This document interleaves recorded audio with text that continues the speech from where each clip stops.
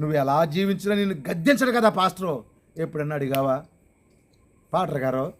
ఏనాడు కూడా ఒక్క మాట అనబెట్టాయా నన్ను? అంటే బాధ కానీ అనపోతే బాధ ఏంటి? అనపోతేనే బాధ. ఒక స్త్రీ సంఘానికి వెళ్ళే సహోదరి చనిపోయేలాగుంది. పాస్టర్ గారిని సంఘం అంతటిని పిలిచారు, వాళ్ళ బంధువులు వచ్చేసారు అక్కడికి. అందరూ పాటలు పాడుతూ ఆవిడ కొరకు ప్రార్థన చేస్తున్నారంట. ప్రార్థన చేసేటప్పటికి అయ్యగారు వచ్చి అన్నాడంట, నువ్వేం భయపడకమ్మా, సూపర్, నువ్వేమి ఏమి ఇబ్బంది అవ్వదు, దేవుడు స్వస్థపరిచేస్తాడని చెప్తున్నాడంట. సరే, ఆవిడంట గట్టిగా కేకలేస్తుందంట. ఏమని తెలుసా? నేను చనిపోతున్నాను, నేను పాతాళానికి వెళ్ళిపోతున్నాను బాబోయ్, నన్ను దెయ్యాలు లాగెత్తున్నాయి బాబోయ్ అని ఏడుతుందంట. ఆవిడ పాస్టర్ గారు వచ్చాడంట, అలాగ అనకూడదమ్మా, దెయ్యాలు అనకూడదు, నేను ఏ దెయ్యం లాగదో, నేను దేవుడు బాగు చేస్తాడన్నాడంట.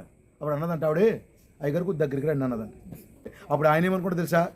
చాలామంది ఇవి పరామర్శంతాకు వస్తారు కదా, పరామర్శంతాకు వచ్చినప్పుడు ఏం చేస్తారు చెప్పండి? ఒక 500 1000 రూపాయలు పెడతారా చక్కగా దగ్గర?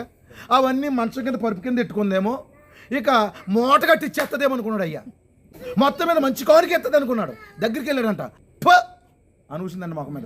పాస్టర్ గారి మొఖం మీద ఎలా కొత్తనం ఏంటంటే, అప్పుడు అన్నదంట, నేను ఎలాగ అవ్వడానికి కారణం నువ్వేరా, నేను ఎలా జీవించినా నువ్వు ఖండించలేదు, నేను సంఘానికి వచ్చి డిప్ప కటింగ్లు ఎత్తంటే ఖండించలేదు నువ్వు నన్ను, సంఘానికి వచ్చి నేను తప్పు చేస్తున్నా ఖండించలేదు, బాయ్ ఫ్రెండ్లతో తిరుగుతున్నా నువ్వు ఖండించలేదు, నువ్వు నన్ను అలాగా ఖండించినందుకే, సినిమాలకి వెళ్తున్నా, తప్పులు చేస్తున్నా, నువ్వు నన్ను తిట్టనందుకే, గద్దించినందుకే ఈరోజు వ్యభిచారం చేసి ఎయిడ్స్ వచ్చి రోగంతో చచ్చిపోతున్నాను, నేను నరకానికి వెళ్ళడానికి కారణం నువ్వే అన్నదంట. మన తప్పులు సరిచేసే కాపర్లు మనకు కావాలి. దేవునికి మహిమ కలుగును గాక. ఇబ్బంది అయినా మనల్ని గద్దించే సేవకులు కావాలి.